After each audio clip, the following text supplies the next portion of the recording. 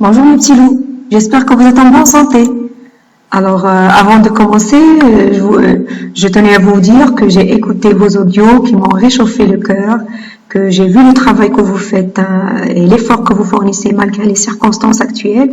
Et je n'ai qu'une chose à vous dire, je suis très fière de vous les enfants. Tenez bon, on va y arriver ensemble. Allez, donc nous allons corriger l'exercice de mathématiques que j'ai donné. Mais avant tout, comme d'habitude, nous allons commencer par le rappel des notions. On avait découvert deux notions. La multiplication, calcul réfléchi.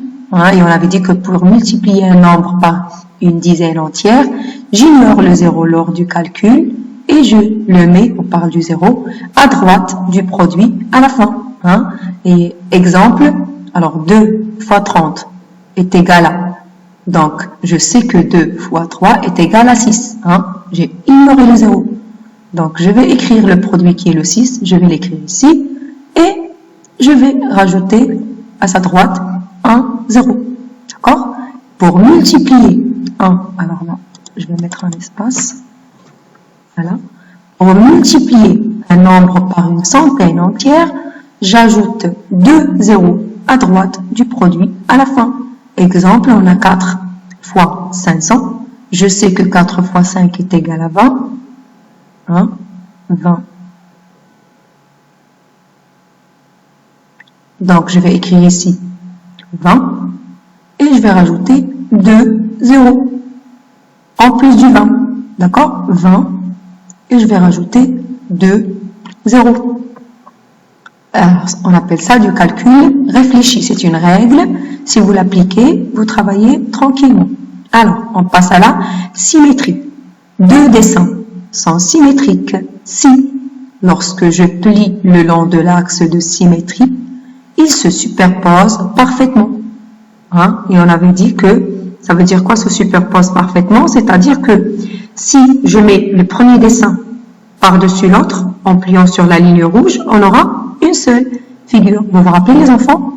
Et on avait dit qu'une figure est symétrique sur un quadrillage si différents points de la figure sont à la même distance de l'axe de symétrie. À ce moment-là, si je vérifie les points et je trouve que tous les points sont à la même distance de l'axe de symétrie, à ce moment-là, je dis que les deux figures sont symétriques. D'accord? Allez, passons à la correction de l'exercice. Toujours mon crayon qui est très content et très fier de vous. Regardez comment il est content de vous retrouver.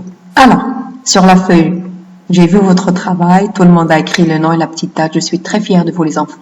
Alors, calcul comme dans l'exemple. Alors, 2 fois 4. Je sais que 2 fois 4 est égal à 8. Donc, 20 fois 4 est égal à 80. J'ai écrit le produit et j'ai écrit à sa droite un 0. Ici. Parce que ici, le 4 est multiplié par une dizaine entière qui est le 20. Allez, 3 fois 2 est égal à 6. J'espère que vous avez écrit les tables de multiplication sur l'ardoise avant de commencer, que ça facilite le travail. Alors, 30 fois 2 est égal à 60. Alors, j'ai mis le produit ici, 6. Et à sa droite, j'ai mis un 0 qui est 0 de 30. 5 fois 5 est égal à 25. Donc, 50 fois 5 est égal à 250. Et là, reproduit la figure symétrique par rapport à l'axe rouge. Donc, l'axe rouge, c'est l'axe de symétrie.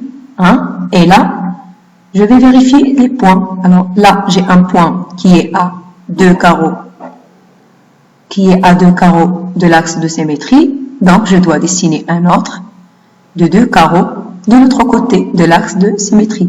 Alors, si vous continuez comme ça, vous allez obtenir une figure. La figure ici est symétrique. Ça veut dire si je pose, si je mets cette moitié sur l'autre en pliant sur la ligne rouge, je vais obtenir une seule figure qui est celle-là. D'accord? Alors, voici le corrigé des 4 figures. J'ai vu votre travail, tout le monde a obtenu la même chose. Alors, je vous félicite les enfants pour le travail que vous avez effectué. Bravo! Je suis très fière de vous. Alors, je vous dis au revoir et à la prochaine séance. Prenez soin de vous les enfants.